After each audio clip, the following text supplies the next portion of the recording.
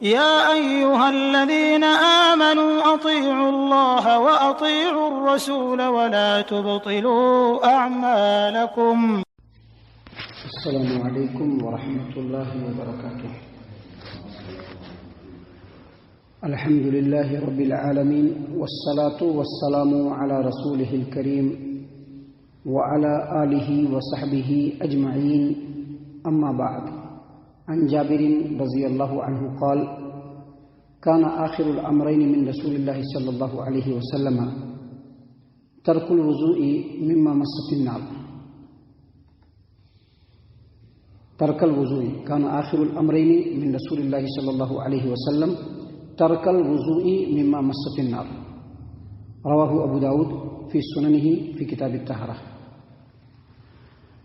معزز سامعین کرام، وضو کن کن چیزوں سے ٹوٹتا ہے، اس سلسلے میں بہت ساری باتیں قرآن و حدیث کی روشنی میں ہم نے آپ کے سامنے پیش کر دی ہے.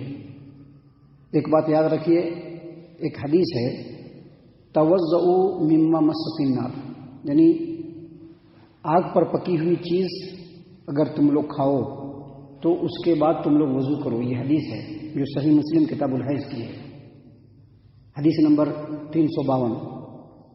اور اس حدیث کا مفہوم بالکل واضح ہے کہ نبی صلی اللہ علیہ وسلم کی اس حدیث سے یہ ثابت ہوتا ہے کہ اگر آدمی کھانا پینا جو بھی کھائے، چاول آگ پہ پکتا ہے، سبزیاں آگ پہ پکتی ہے، گوشت آگ پہ پکتا ہے، چائے بھی پیتے ہیں تو آگ پہ ہی پک کے ہوتا ہے، تو اس حدیث سے یہ سمجھ میں آتا ہے کہ اگر آگ پر پکی ہوئی چیز سے اگر آدمی کھائے تو پھر اس کو وضو کرنا پڑے گا. ایون آپ جو ہے بریڈ وغیرہ بھی کھائیں گے تو وہ بھی آگ پہ ہی پکتا ہے.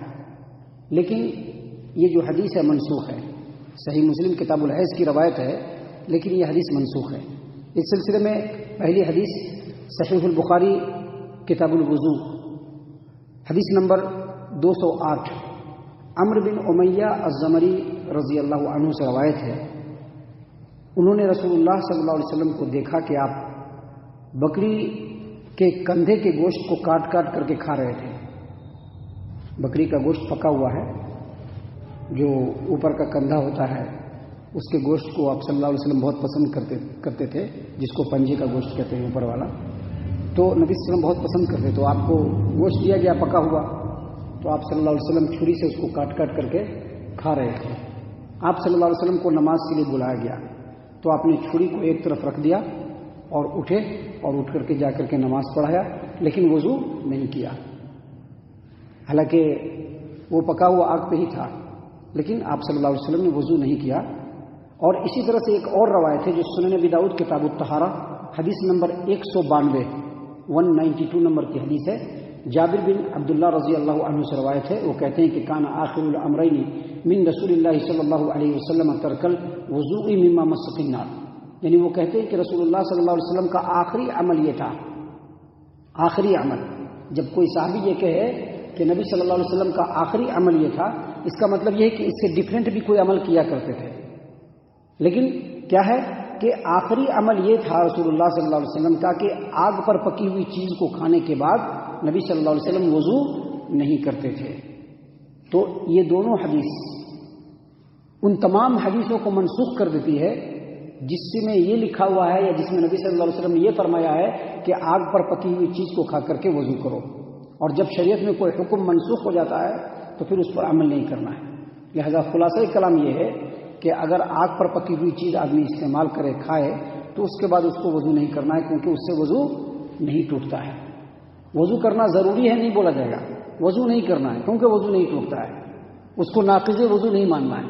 کوئی اگر یہ کہتا ہے کہ آگ پر پکی ہوئی چیز کو کھانے کے بعد وضو کرنا چاہیے اور حدیث یہ والی پیش کرے صحیح مسلم کی، تو بالکل واضح طور پر سمجھ جائیے کہ یہ حدیث منسوخ ہے.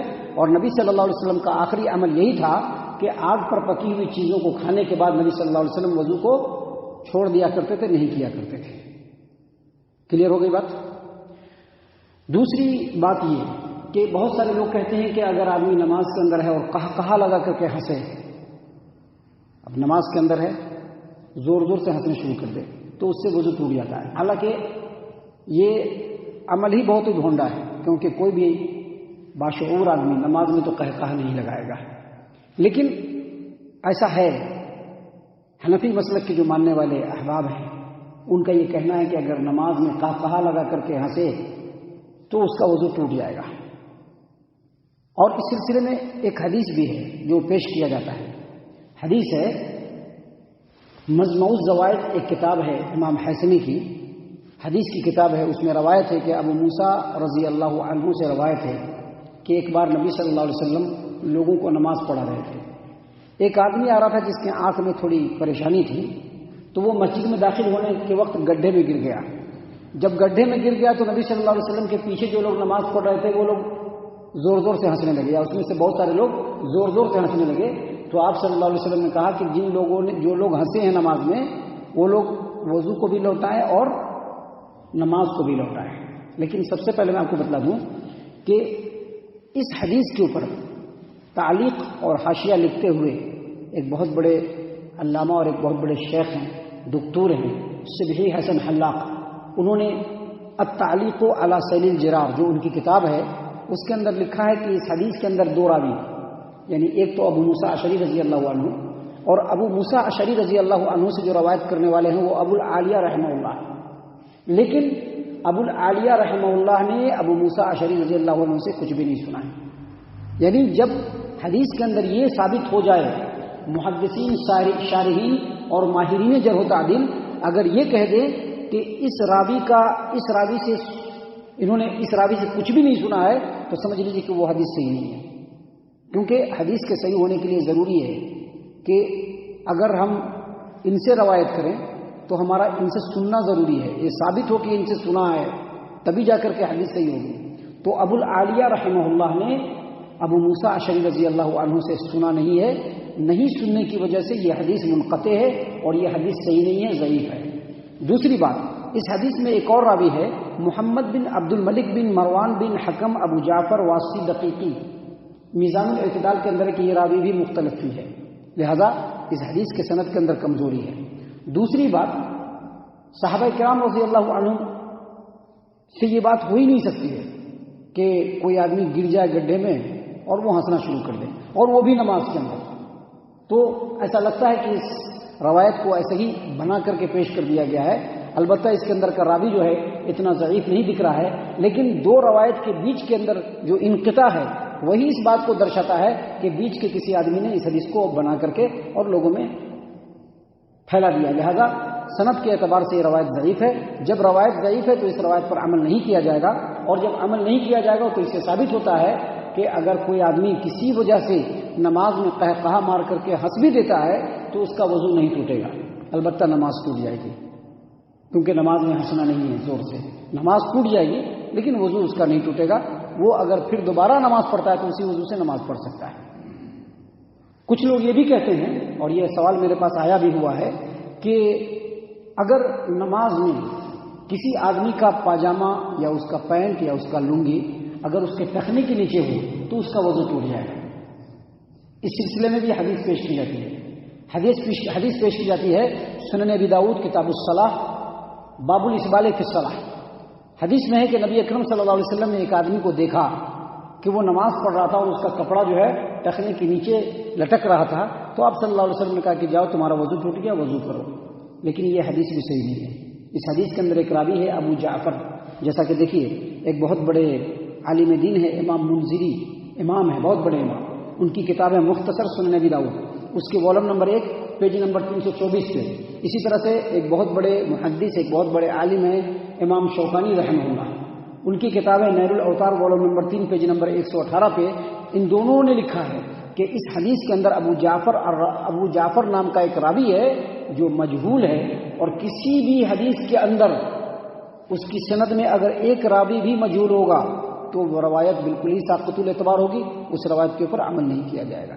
تو خلاصہ کلام یہ ہے کہ آگ پر پکی ہوئی چیز کو کھانے سے بھی وضو نہیں ٹوٹتا ہے. اگر کسی وجہ سے کوئی آدمی نماز میں قہقہا مار کر کے ہنس دے اس کا بھی وضو نہیں ٹوٹتا ہے. اور اگر کوئی آدمی، حالانکہ یہ ساری چیزیں نہیں کرنی چاہیے، کوئی آدمی ایسا ہے جو نماز پڑھ رہا ہے اور اس کا پاجامہ اگر ٹخنے کے نیچے ہے تو اس کا یہ عمل یقینی طور پر گناہ ہے اور بہت بڑا گناہ ہے، لیکن اس سے وضو نہیں ٹوٹے گا. اور جہاں تک ٹخنے کے نیچے کپڑا پہننے کی بات ہے، نماز کے اندر ہی نہیں، نماز کے علاوہ بھی ایک مسلمان مرد مومن کو چاہیے کہ جب وہ کپڑا پہنے تو اس کا کپڑا ٹخنے سے اوپر ہونا چاہیے. یہ مسلمان مرد مومن کی پہچان ہے اور اس کی شان ہے. سامعین کرام، اس سلسلے میں ابھی کچھ اور بھی باتیں ہیں جو انشاءاللہ کل اور کل کے بعد کے درسوں میں ہم آپ کے سامنے پیش کریں گے. اللہ تبارک و تعالیٰ سے دعا ہے کہ اللہ تعالیٰ ہم تمام کو ان تمام باتوں کے اوپر خوب غور و فکر کرنے کی توفیق عنایت فرمائے. قرآن اور حدیث سے جو مسئلہ ثابت ہے، جو علم ہے، اللہ تعالیٰ اس کو سیکھنے کی توفیق عنایت فرمائے، اس کے مطابق عمل کرنے کی توفیق عنایت فرمائے. اللہ اور اس کے رسول صلی اللہ علیہ وسلم کا فرما بردار بنائے، صحابہ کرام رضی اللہ عنہم کے طریقے پر چلائے، جنت الفردوس میں جگہ عطا فرمائے. اے اللہ ہم تمام کو جہنم سے پناہ دے. اے رب العالمین ہم تمام کو جہنم سے پناہ دے. اے مالک الملک ہم تمام کو جہنم سے پناہ دے. آمین یا رب العالمین. وما علینا الا البلاغ المبین.